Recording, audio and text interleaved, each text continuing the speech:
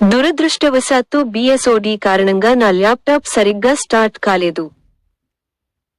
కాబట్టి ఈ రోజు మనం దానిని పరిష్కరిస్తున్నాము. కాబట్టి మేము మీ కంప్యూటర్లో కమాండ్ ప్రాంప్ట్ కి వెళ్ళాలి. కాబట్టి మొదటి కమాండ్ బూట్రెక్ ఫిక్స్ mbr. అప్పుడు బూట్రెక్ ఫిక్స్ బూట్. ఇప్పుడు మనం చేయాల్సిందల్లా బూట్స్ ECT-NT60 అని టైప్ చేయండి. అప్పుడు అది మీ అప్లో మళ్ళీ బూట్రెక్ ఫిక్స్ బూట్.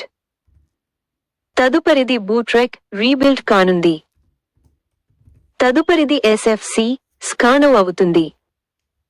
ఈ కమాండ్ కొంత సమయం తీసుకుంటుంది కాబట్టి మనం 100% వరకు వేచి ఉండాలి. కాబట్టి మనం చేయవలసిందల్లా ఓపికగా వేచి ఉండి, తర్వాత మంచిదే. మీ అప్లో మీ విండోస్ 11 లేదా 10ని స్కాన్ చేయడానికి 5 నిమిషాల సమయం పడుతుంది.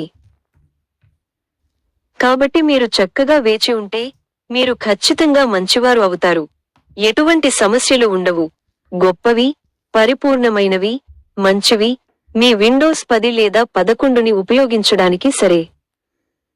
అవును, 100 సార్లు BSOD లేదా 1 మిలియన్ BSODని కలిగి ఉండటం బాధించేదని నాకు తెలుసు.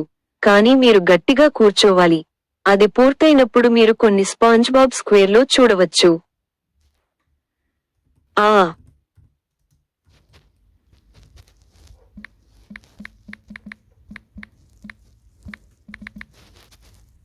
అది మంచిది కాదు. విండోస్ 10 గురించిన చెత్త విషయానికి ఏమిటంటే BSOD మరియు ఆటోమేటిక్ రిపేర్.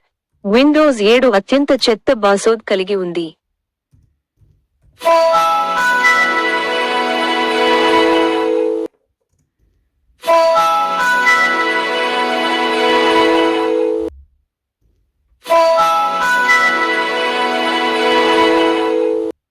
ఆ రోజు నా ఫోన్లో బ్యాటరీ అయిపోయింది కాబట్టి దురదృష్టవశాత్తు నేను మొత్తం వీడియోను చేయలేకపోయాను.